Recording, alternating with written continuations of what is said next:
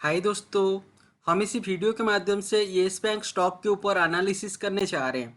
दोस्तों इसी वीडियो पे मैंने आप लोगों को बताऊंगा, अगर आपको येस बैंक पे खरीदारी करना है तो आपको किसी लेवल के आसपास येस बैंक के ऊपर खरीदारी करना चाहिए।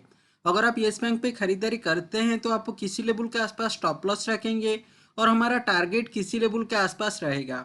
तो हम इसी वीडियो में टेक्निकल एनालिसिस करके ये जानेंगे कि येस बैंक अगर ऊपर की तरफ जाता है तो कितना ऊपर जा सकता है। तो चलिए दोस्तों, येस बैंक का चार्ट ओपन करके हम जानते हैं कि येस बैंक अभी किसी डायरेक्शन पे हमको मूव करने के लिए दिखा रहा है। अगर वो ऊपर की तरफ जाता है तो कितना जल्दी कितना ज़्यादा ऊपर जा पाएगा। अगर येस बैंक नीचे की तरफ आता है तो किसी लेवल के आसपास येस बैंक के लिए सपोर्ट का लेवल बन सकता है। देखिए दोस्तों, मैंने यहाँ पे येस बैंक का डेली चार्ट ओपन किया है और इसी डेली चार्ट के हिसाब से देखिए ये जो लाइन आप लोगों को दिख रहा है ये 50 पीरियड एक्सपोनेंशियल मूविंग एवरेज है। और देखिए काफ़ी दिनों से ये 50 पीरियड एक्सपोनेंशियल मूविंग एवरेज के लेवल के ऊपर ट्रेड कर रहा है। अगर किसी भी stock 50 period exponential moving average से ऊपर ट्रेड करता है तो वो हमको ये सिग्नल देता है कि वो स्टॉक और ज़्यादा ऊपर की तरफ जाएगा। और देखिए दोस्तों, यहाँ पे ये जो ब्लैक का लाइन आपको दिख रहा है ये 200 पीरियड एक्सपोनेंशियल मूविंग एवरेज है।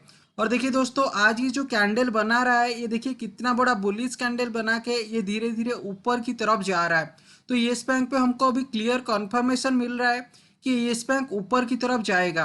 और देखिए 200 पीरियड जो एक्सपोनेंशियल मूविंग एवरेज है, इसी एक्सपोनेंशियल मूविंग एवरेज को ये स्टॉक अभी क्रॉस करके ऊपर ट्रेड कर रहा है। और ये 2 दिन पे ये जो कैंडल अभी फॉर्म कर रहा है ये दोनों कैंडल एक बुलिश पैटर्न फॉर्म कर रहे हैं जिसको हम बुलिश एनगल्फिंग पैटर्न बोलते हैं।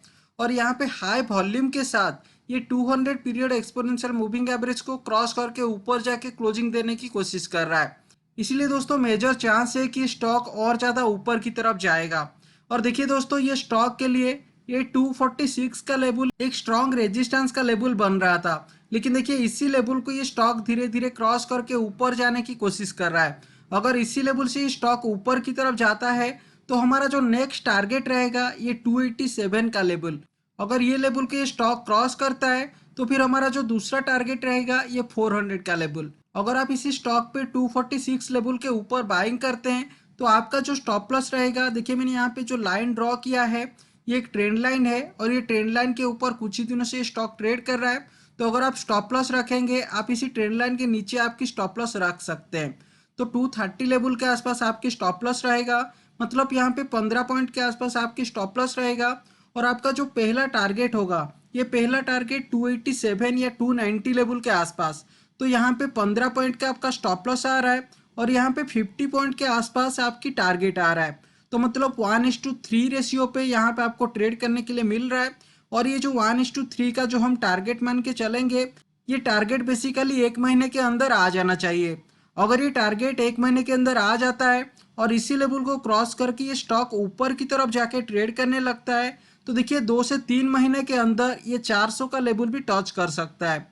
इसीलिए दोस्तों ये येस बैंक स्टॉक के ऊपर एक बहुत बढ़िया मौका आ रहा है। हम इसी स्टॉक पे खरीदारी करके रख सकते हैं। अगर हम इसी स्टॉक पे खरीदारी करते हैं तो हमारा जो स्टॉप लॉस 231 लेवल के आसपास रहेगा।